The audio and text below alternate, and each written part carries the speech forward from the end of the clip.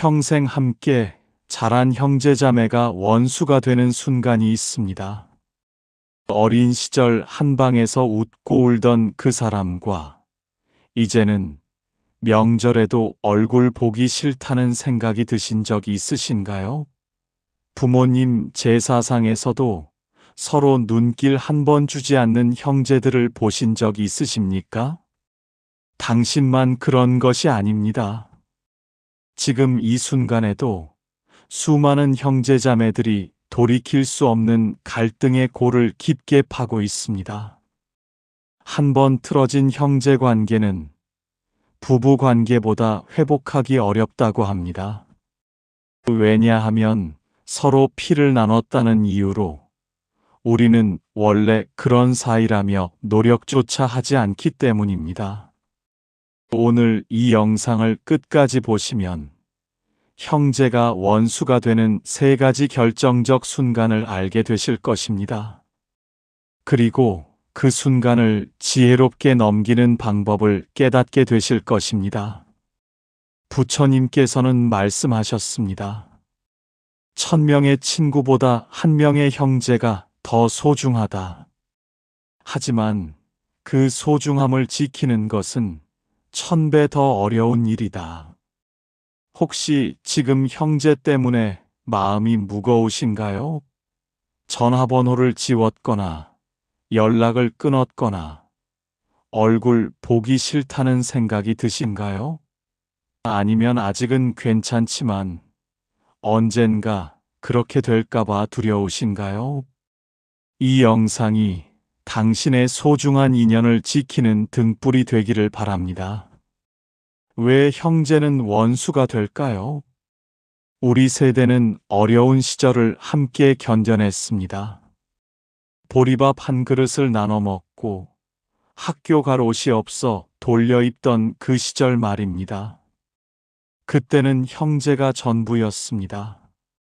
의지할 곳이라곤 서로밖에 없었습니다. 하지만 세월이 흐르면서 무언가 변했습니다. 첫째, 우리는 공평이라는 것에 집착하게 되었습니다. 부모님이 누구에게 더 많이 주셨는지, 누가 더 사랑받았는지를 계산하기 시작했습니다. 어릴 적 형만 새 옷을 입었다는 기억, 동생만 용돈을 더 받았다는 기억이 마음속에 응어리로 남아 평생을 따라다닙니다. 둘째, 돈과 재산이라는 것이 생겼습니다. 가난할 때는 나눌 것이 없어 싸울 일도 없었습니다. 하지만 부모님이 남기신 땅 한 평, 집 한 채를 놓고 형제가 법정까지 가는 일이 비일비재합니다. 내가 더 효도했는데, 내가 더 고생했는데 라는 말로 시작해서 결국 남보다 못한 사이가 됩니다. 셋째, 각자의 가정이 생기면서 그 가정을 더 중요하게 여기게 되었습니다. 배우자의 말 한마디, 자식의 한마디가 수십 년 형제보다 더 크게 들립니다. 우리 남편이 그러는데 우리 애들한테는 안 되는데 라는 말이 형제 사이에 벽을 쌓습니다. 당신도 이런 경험 있지 않으신가요? 50대, 60대가 되면서 형제 모임이 점점 뜸해지고 명절에도 서먹서먹해지고 부모님 돌아가신 후에는 아예 연락이 끊기는 경우가 많습니다. 우리 세대는 다 그래라고 체념하지만 마음 한구석은 늘 허전하고 쓸쓸합니다. 하지만 부처님께서는 말씀하셨습니다. 형제의 인연은 전생의 깊은 업으로 맺어진 것이다. 이 인연을 끊는 것은 자기 팔 다리를 자르는 것과 같다. 지금부터 형제가 원수가 되는 3가지 결정적 순간을 말씀드리겠습니다. 이 순간들을 지혜롭게 넘기지 못하면 평생 후회하게 됩니다. 부처님께서는 업과 인연의 진리를 통해 형제 관계를 설명하셨습니다. 씨앗을 땅에 뿌리면 반드시 싹이 납니다. 좋은 씨앗은 좋은 열매를, 나쁜 씨앗은 나쁜 열매를 맺습니다. 형제 사이도 마찬가지입니다. 오늘 당신이 형제에게 뿌리는 말 한마디, 행동 하나가 씨앗이 되어 미래에 반드시 그 결과를 만들어냅니다. 마치 맑은 강물처럼 당신의 마음이 맑으면 형제 관계도 맑아집니다. 하지만 강물에 진흙을 계속 던지면 강은 점점 흐려지고 결국 아무것도 비춰주지 못하게 됩니다. 형제에게 원망과 불만을 계속 던지면 그 관계는 결국 아무것도 볼 수 없을 만큼 탁해집니다. 또한 부처님께서는 말씀하셨습니다. 촛불 하나가 1000개의 촛불을 밝혀도 자신의 빛은 줄어들지 않는다. 형제에게 베푸는 사랑도 그러하다. 형제에게 사랑을 준다고 해서 당신의 것이 줄어드는 것이 아닙니다. 오히려 그 사랑은 더욱 커져서 당신에게 돌아옵니다. 나무를 보십시오. 한 뿌리에서 나온 가지들은 각자 다른 방향으로 뻗어나가지만 결국 같은 뿌리를 공유합니다. 폭풍이 불 때 서로 부딪히며 상처를 낼 수도 있지만 그렇다고 가지를 잘라버리면 나무 전체가 약해집니다. 마음의 힘은 정말 위대합니다. 마음이 바뀌면 인생이 바뀝니다. 형제를 원수로 보던 마음을 바꾸는 순간 그 관계는 완전히 달라집니다. 한 사람이 있었습니다. 동생과 15년간 연락을 끊고 살았습니다. 부모님 유산 문제로 다툰 것이 시작이었습니다. 그런데 어느 날 암 진단을 받았습니다. 죽음 앞에서 그제야 깨달았습니다. 내가 그토록 중요하게 여기던 땅 한 평이 무슨 소용인가. 동생과 함께 웃던 그 시간들이 진짜 재산이었구나. 또 다른 사람은 형과 20년을 원수처럼 살았습니다. 하지만 형이 쓰러졌다는 소식을 듣고 병원으로 달려갔습니다. 의식을 잃은 형의 손을 잡는 순간 눈물이 쏟아졌습니다. 과거의 모든 원망이 한순간에 녹아내렸습니다. 세 번째 사람은 부처님 말씀을 듣고 먼저 형제에게 연락했습니다. 내가 미안했다는 말 한마디가 30년 묵은 응어리를 풀었습니다. 마치 아침 햇살이 밤의 어둠을 몰아내듯 당신의 마음도 변할 수 있습니다. 마치 봄비가 얼어붙은 땅을 녹이듯 당신의 따뜻한 말 한마디가 얼어붙은 형제 관계를 녹일 수 있습니다. 어느 날 당신과 같은 고민을 가진 제자가 부처님을 찾아왔습니다. 제자가 물었습니다. 부처님, 저는 형과 10년째 말을 섞지 않고 있습니다. 부모님 돌아가신 후 재산 문제로 다퉜는데 이제는 얼굴도 보기 싫습니다. 하지만 마음 한구석은 늘 무겁고 불편합니다.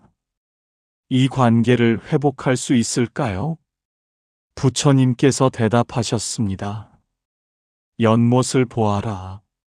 2개의 연꽃이 같은 뿌리에서 자라나 물 위로 올라온다.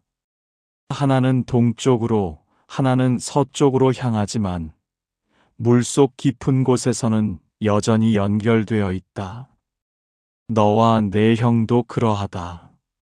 비록 지금은 다른 방향을 보고 있지만 너희는 여전히 한 뿌리에서 나온 연꽃이다. 아, 제자가 깨닫는 듯 말했습니다. 그렇다면 부처님, 어떻게 해야 그 뿌리를 다시 느낄 수 있을까요? 부처님께서 미소 지으시며 말씀하셨습니다. 세 가지를 기억하여라. 첫째, 네가 옳다는 생각을 내려놓아라. 옳고 그름을 따지는 순간 형제는 법정의 피고인이 된다. 둘째, 먼저 손을 내밀어라. 누가 먼저냐를 따지면 영원히 손을 잡을 수 없다. 셋째, 과거가 아닌 미래를 보아라.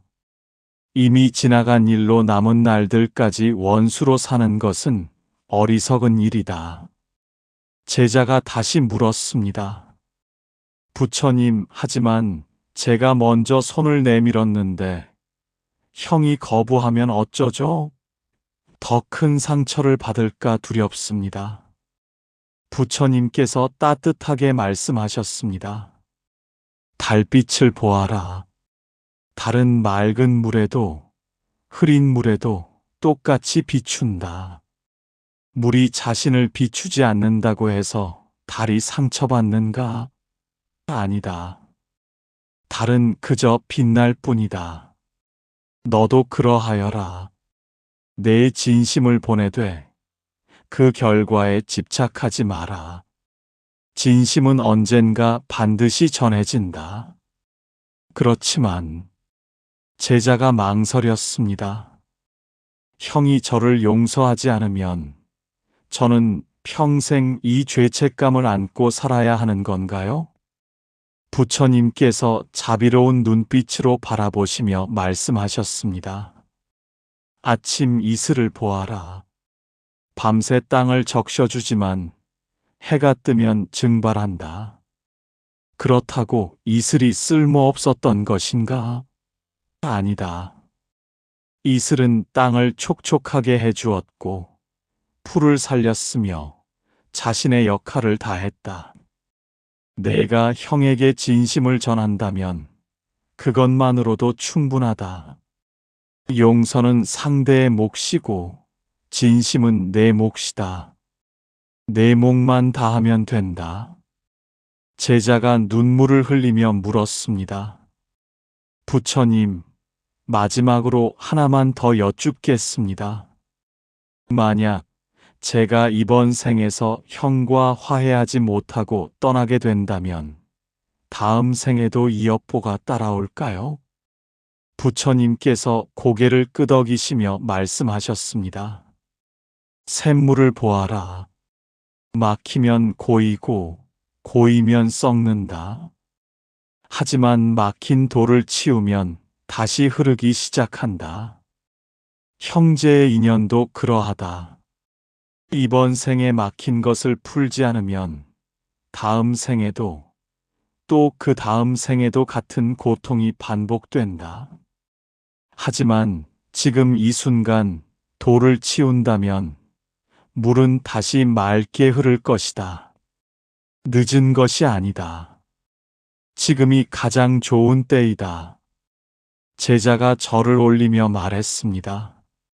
감사합니다, 부처님. 이제 무엇을 해야 할지 알겠습니다. 지금부터 형제가 원수가 되는 세 가지 결정적 순간을 말씀드리겠습니다. 이 순간들을 조심하지 않으면 평생 후회하게 됩니다. 첫째, 부모님이 편찮으실 때 마이너스 효도 전쟁의 시작. 부모님 병화는 형제 관계를 시험하는 첫 번째 고비입니다. 병원비는 누가 낼 것인가? 간병은 누가 할 것인가? 중요한 결정은 누가 내릴 것인가? 이 순간 각자가 얼마나 효도했는지를 증명하려는 전쟁이 시작됩니다. 나는 매일 병원에 가는데 형은 일주일에 한 번도 안 온다. 동생은 돈만 대면 되니까 편하지.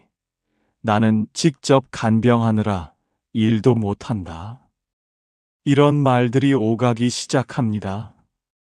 이것이 바로 형제가 원수가 되는 첫 번째 순간입니다. 부처님께서는 말씀하셨습니다. 진정한 효도는 부모님을 위한 것이지 형제에게 보여주기 위한 것이 아니다. 부모님 병상 앞에서 서로 누가 더 효자인지 다투는 것은 부모님 가슴에 못을 박는 일이다. 부모님이 편찮으실 때 형제는 협력해야 합니다. 누가 더 많이, 누가 더 자주가 아니라 각자 할 수 있는 만큼 최선을 다하면 됩니다. 돈이 있는 사람은 돈으로, 시간이 있는 사람은 시간으로, 가까이 사는 사람은 발품으로 효도하면 됩니다. 비교하는 순간 효도는 의무가 되고 형제는 경쟁자가 됩니다. 만약 당신이 지금 이 순간에 있다면 이렇게 하십시오. 형제들을 모아놓고 솔직하게 이야기하십시오. 우리 각자 할 수 있는 만큼 하자. 누가 더 많이 하고 적게 하고는 따지지 말자.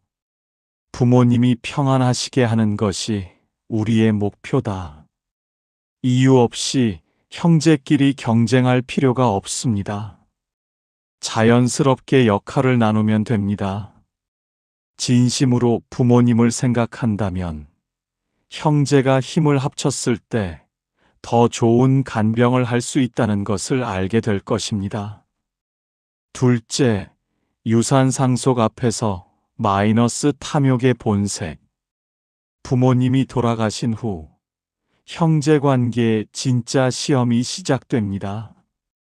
부모님이 남기신 집, 땅, 돈을 놓고 형제가 법정까지 가는 경우가 수없이 많습니다. 형은 아들이니까 더 받아야 한다. 나는 딸이지만 시집도 안 가고 부모님 모셨다. 동생은 부모님께 돈도 안 드렸다.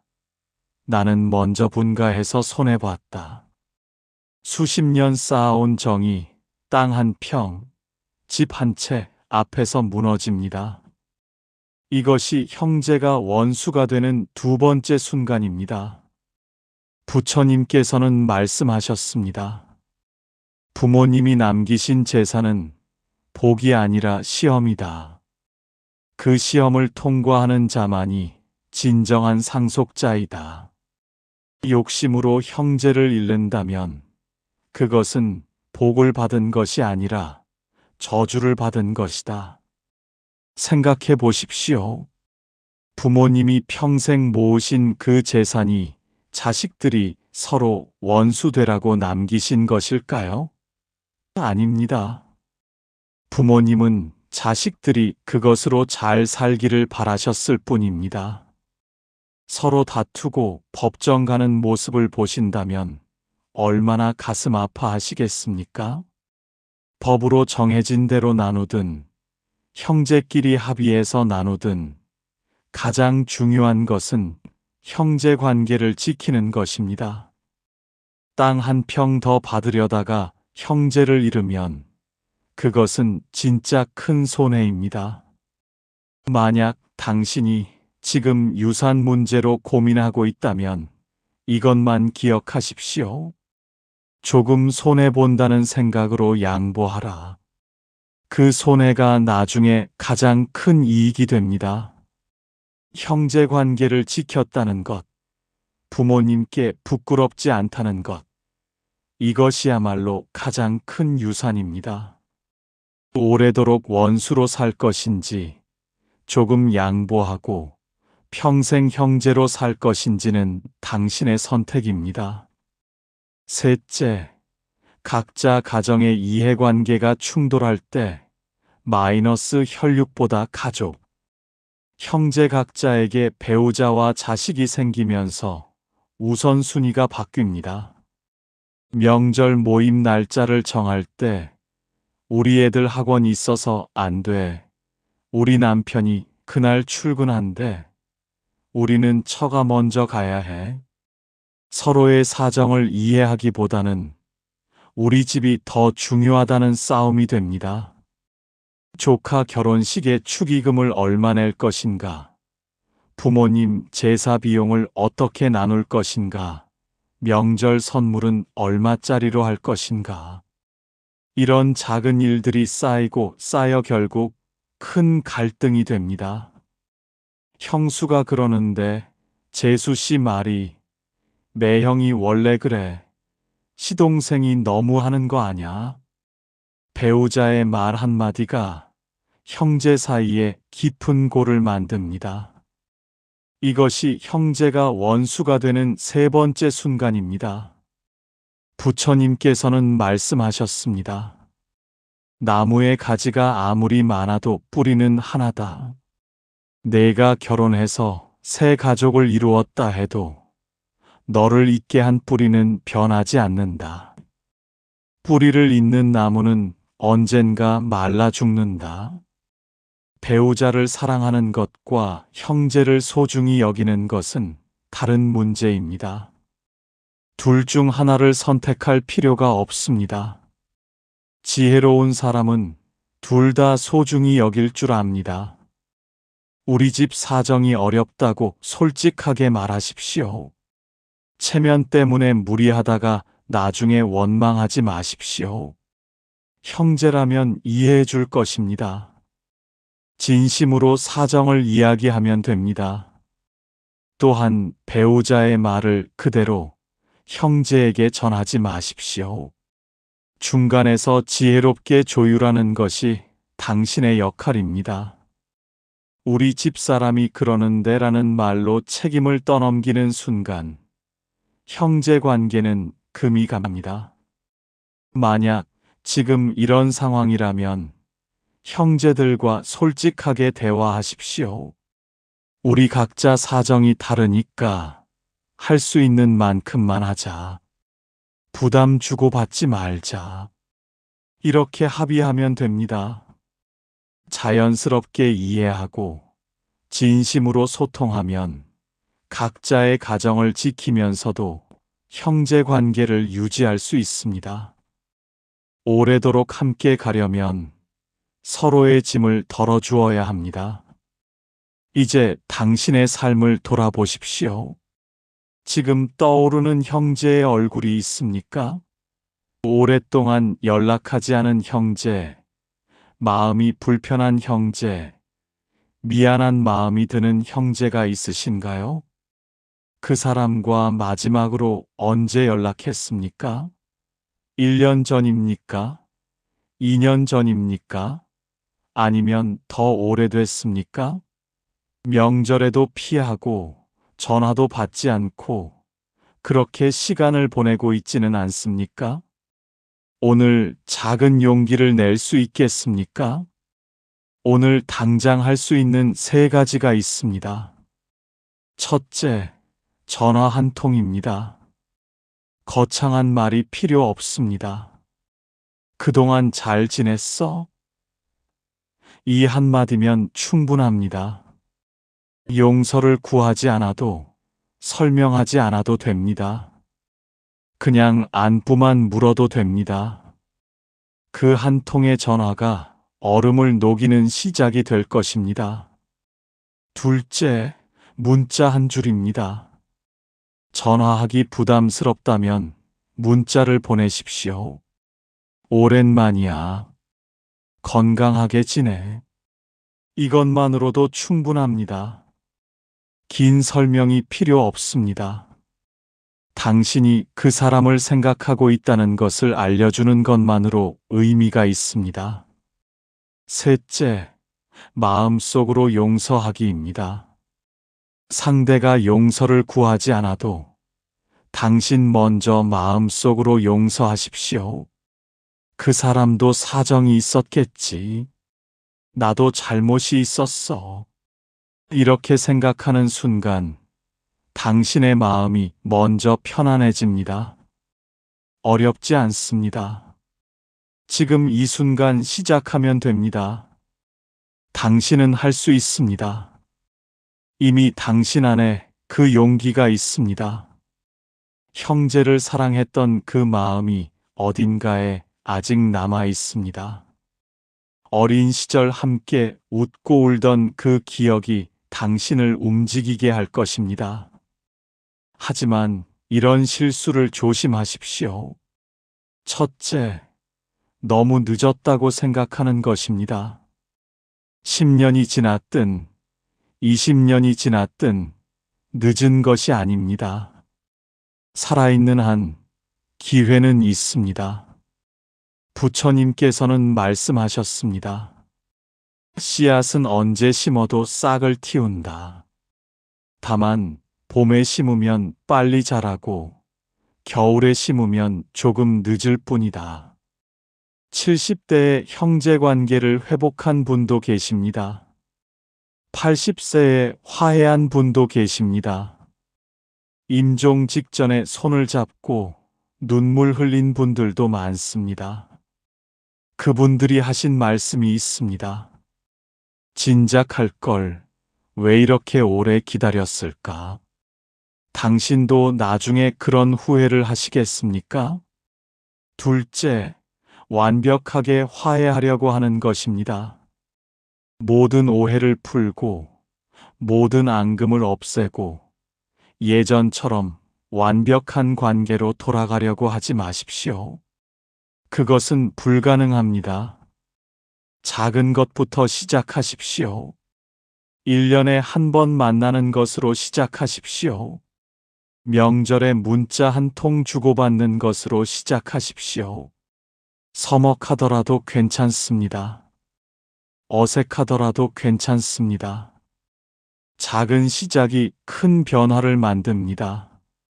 부처님께서는 말씀하셨습니다. 큰 강도 작은 샘물에서 시작한다. 조급해하지 마라. 한 걸음씩 가면 된다. 셋째, 혼자 힘으로만 하려는 것입니다. 혼자서 모든 것을 해결하려고 하지 마십시오. 다른 형제에게 도움을 청하십시오. 내가 먼저 연락해 볼까? 이렇게 중간 역할을 해줄 형제가 있을 수 있습니다. 또는 부모님 제사나 명절을 이용하십시오. 자연스럽게 만날 기회를 만드는 것입니다.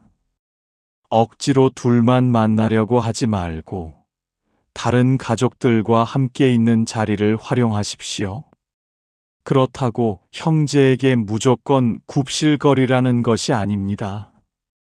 당신의 자존심을 버리라는 것도 아닙니다. 다만 조금씩 자연스럽게 중도의 길을 가라는 것입니다.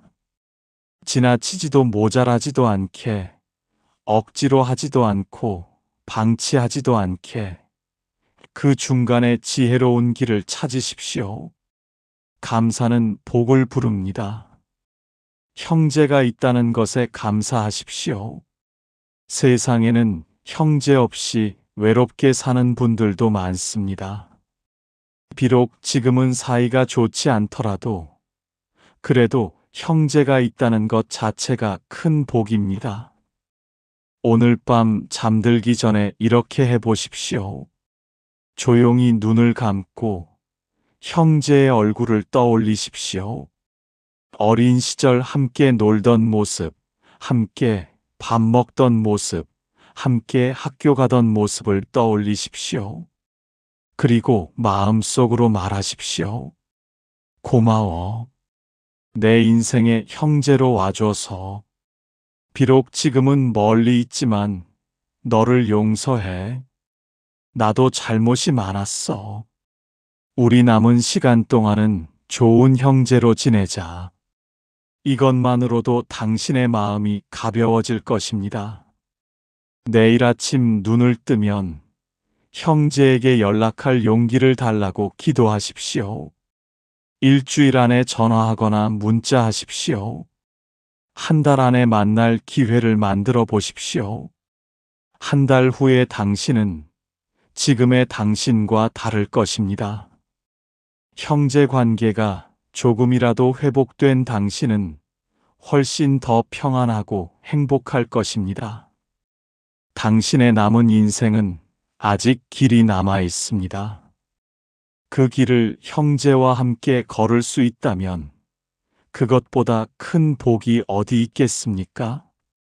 가장 아름다운 계절이 바로 지금입니다. 형제와 화해할 수 있는 가장 좋은 때가 바로 지금입니다. 형제는 세상에서 가장 오래 함께할 사람입니다. 부모님보다 오래, 배우자보다 오래, 자식보다 오래 인연을 맺은 사람들입니다. 그 소중한 인연을 원수로 만들지 마십시오. 부처님께서는 말씀하셨습니다. 형제의 인연을 끊는 것은 자기 팔다리를 자르는 것과 같다. 아프지 않을 수 없다. 지금 이 순간 형제에게 손을 내미십시오. 늦지 않았습니다. 아직 기회가 있습니다. 다음 영상에서는 자식과 부모가 서로를 이해하는 법에 대해 말씀드리겠습니다. 꼭 구독하시고 알림을 켜두시면 도움이 되실 것입니다. 당신의 남은 생이 형제와 함께하는 따뜻한 시간으로 가득하기를 바랍니다. 부처님의 지혜가 당신의 가정에 평화를 가져다 주기를 기원합니다. 오늘도 이 영상을 끝까지 봐주셔서 감사합니다. 당신은 이미 충분히 소중한 사람입니다.